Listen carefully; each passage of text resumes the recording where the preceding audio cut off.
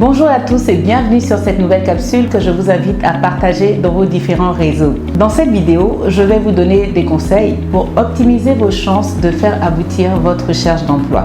Prenez 3 minutes de votre temps pour la suivre jusqu'à la fin.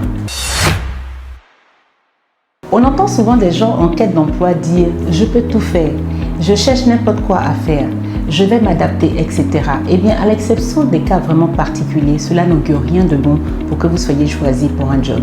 Et c'est là votre véritable problème. Or, il faut savoir que généralement, les employeurs calibrent les postes en fonction de leurs besoins et non en fonction des demandeurs. Ils rechercheront donc la personne qui correspondra au maximum au profil requis.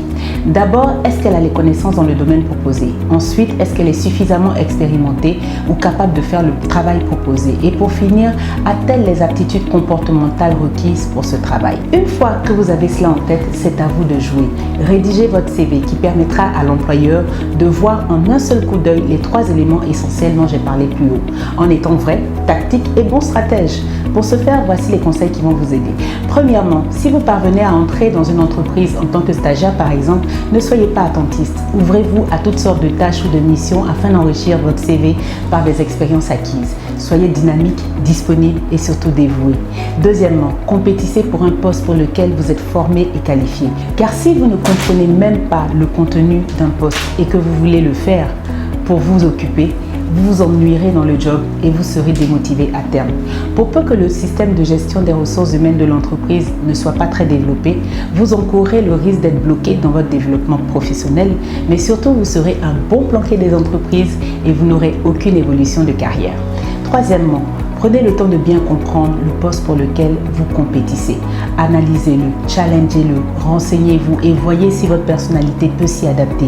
Si vous êtes timide et incapable de tenir une conversation avec quelqu'un même de votre entourage, il n'est pas du tout raisonnable pour vous de compétir pour un poste de vendeur par exemple. Quatrièmement, votre CV doit être clair et peu chargé.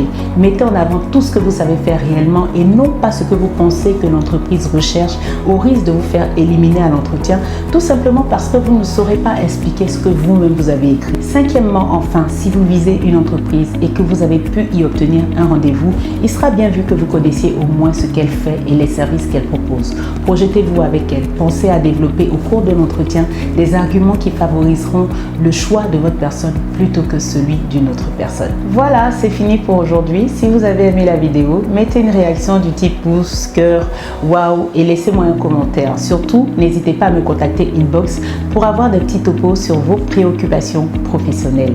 À bientôt. Bye bye.